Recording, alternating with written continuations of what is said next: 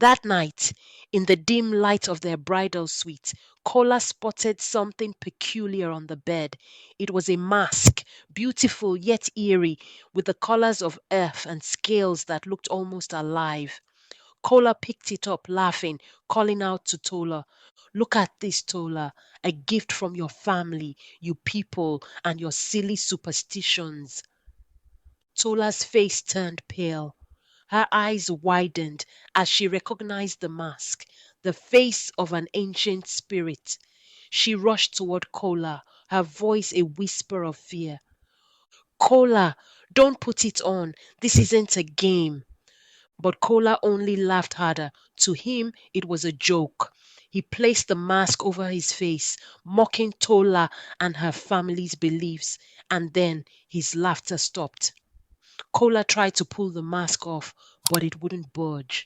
In the heart of Lagos, Nigeria, where skyscrapers brush the clouds and ancient spirits walk unseen among the people, there lived a man named Kola. Kola was known across the city as a man of ambition, a businessman who would stop at nothing to rise higher, to gain more power and wealth than any man before him. But as his wealth grew, so did his pride, his arrogance, his hunger for more. Kola was a man who believed in himself and his achievements alone, dismissing talk of gods, spirits, and curses as nothing more than foolish tales. One day, Kola met Tola. Now Tola was no ordinary woman. She carried with her a quiet mystery, a beauty that seemed to belong more to the spirit world than the streets of Lagos.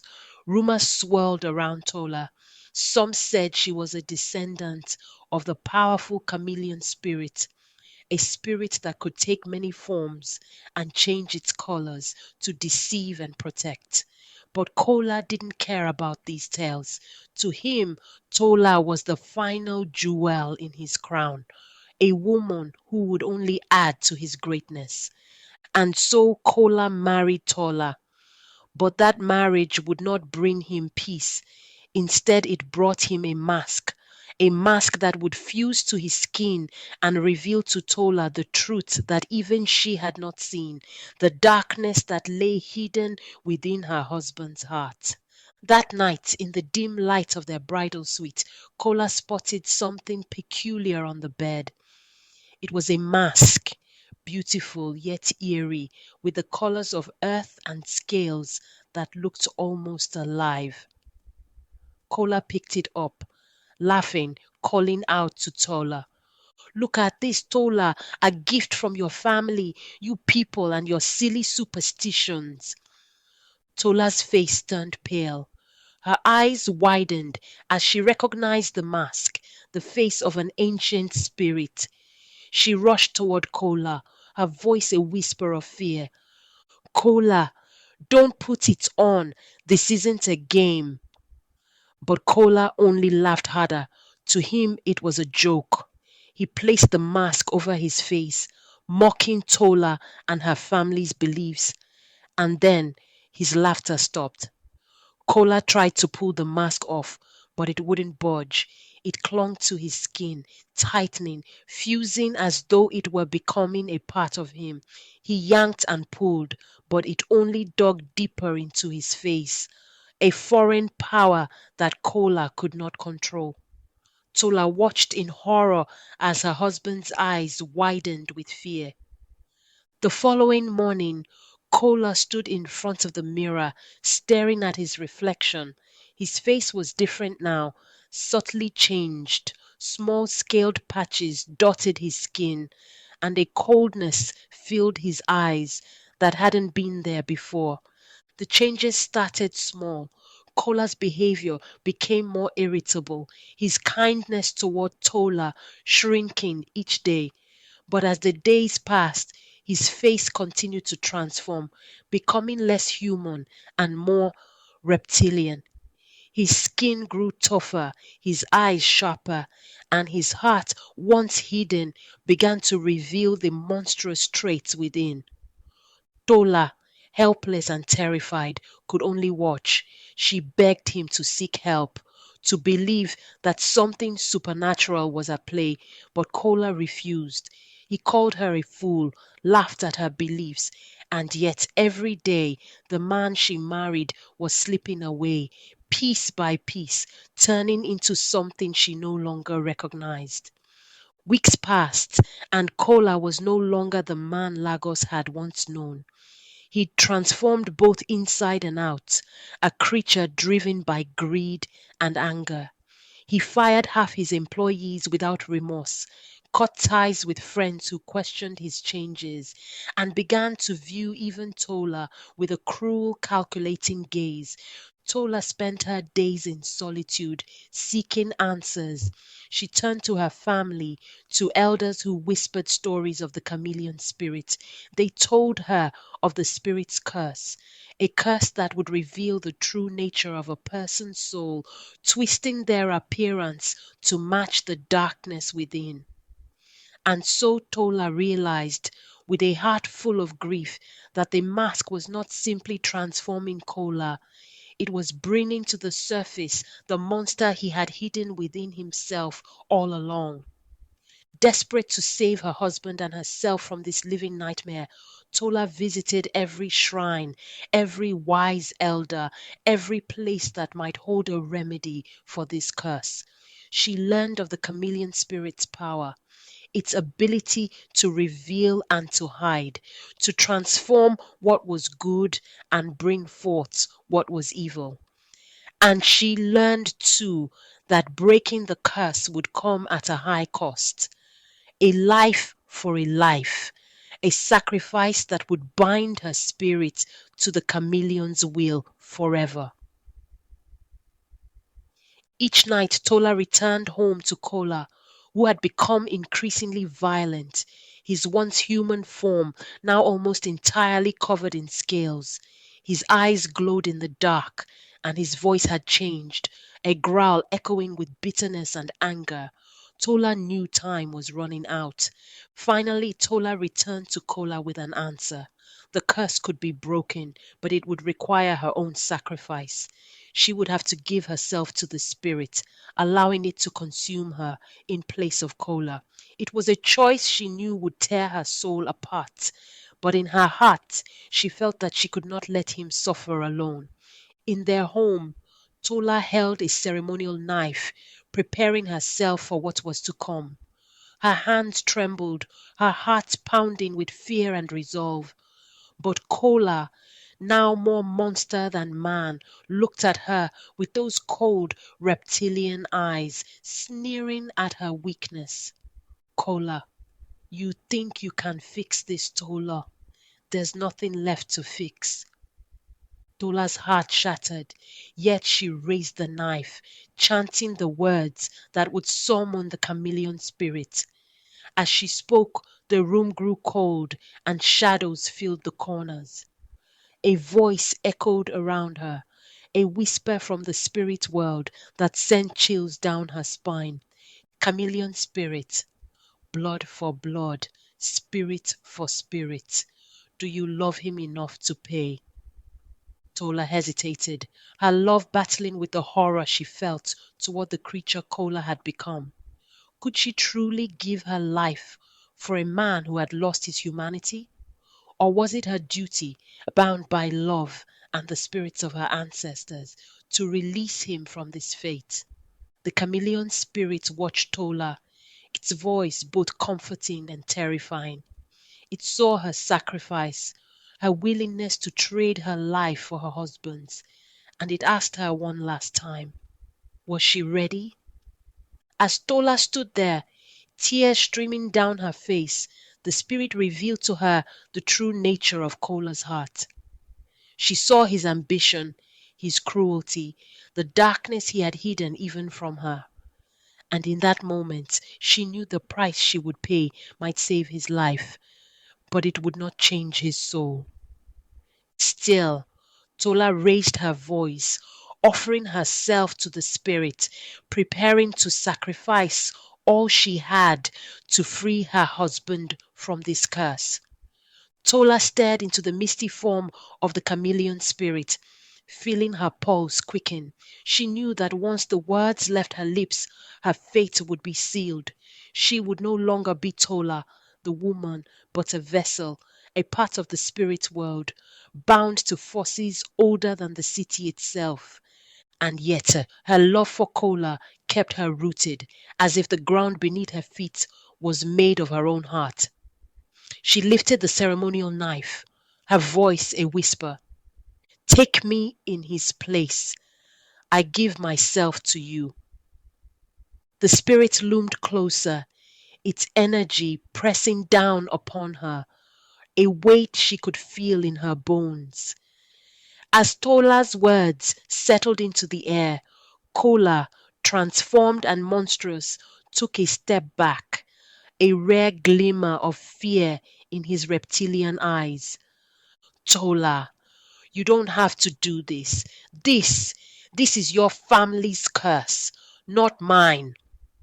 His voice cracked, sounding almost human for the first time in days. Yet his words were still laced with selfishness. He could feel her slipping away, yet he clung to his pride, refusing to admit the part he played in his own transformation. Maybe it's my family's curse, Kola, but it's revealing the darkness in you. Don't you see? I may be the one with spirit blood, but this, she gestures to his scales, his monstrous form, this is coming from you. As Tola's words struck Kola, he stumbled, feeling the weight of her accusation.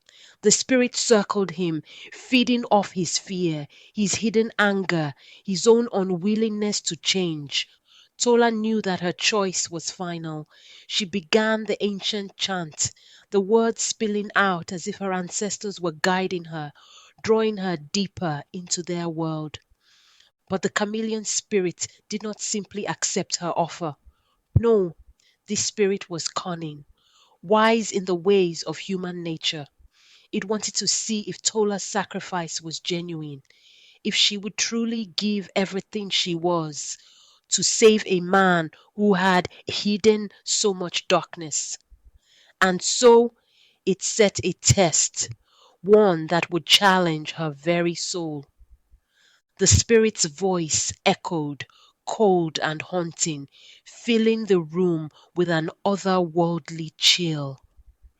To break this bond, you must walk through the memories of his heart. You must see what lies buried and decide if he is truly worth saving. Tola hesitated, but she nodded. She would walk through the darkness of Kola's soul to see the man he truly was. If there was goodness left in him, she would find it, and if not, she would know her sacrifice was in vain. And so the spirit cast a fog around Tola, pulling her into a vision of Kola's past.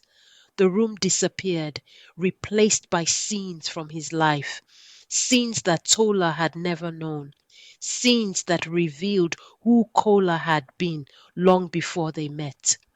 The fog parted, and Tola found herself in a small, dimly lit room.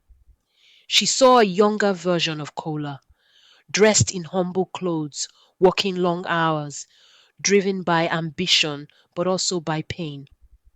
Kola had grown up with little. He had been mocked, looked down upon, and ignored. All his life he had dreamed of rising above his humble beginnings, of proving himself worthy of respect. But somewhere along the way, ambition had turned to greed, and pride had hardened his heart. Tola watched as he cut corners, betrayed friends, and hurt those who had once supported him, all to claw his way to the top. Tola's heart ached.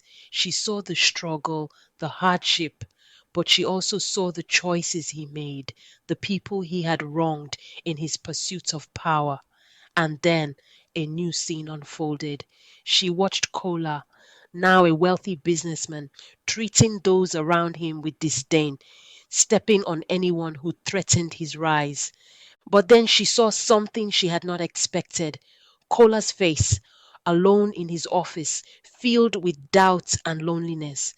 Beneath his greed and pride, she sensed a deep fear, a worry that he would never be enough. Tola's resolve wavered. She saw that, despite everything, Kola was not purely evil. He was a man trapped by his own ambition, blinded by his desire to be someone of worth.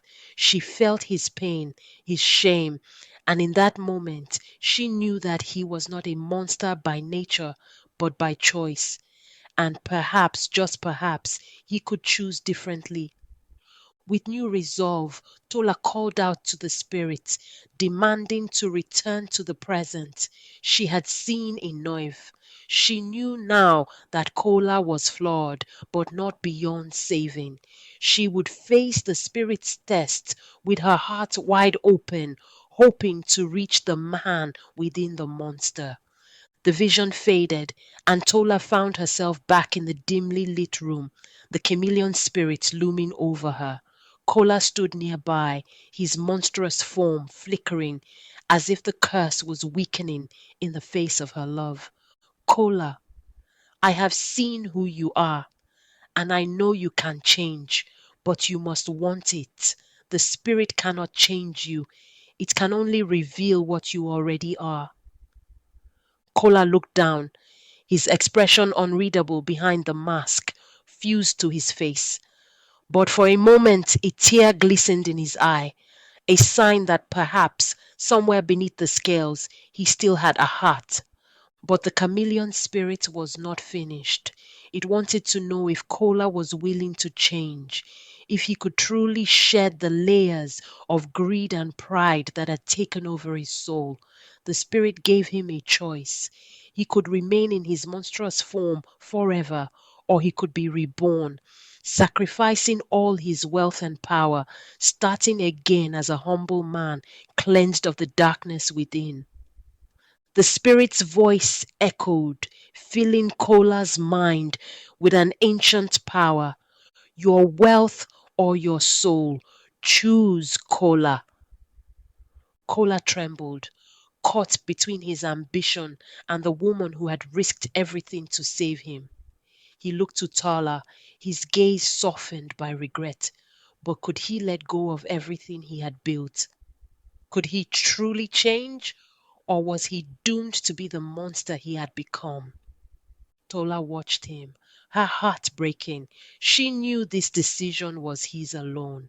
She had brought him to this point, but only he could take the final step. In that moment, Kola closed his eyes, his face contorted in pain and indecision. He reached up, feeling the mask on his face, the weight of the scales that had overtaken his skin. He could feel the spirit's power coursing through him, urging him to choose.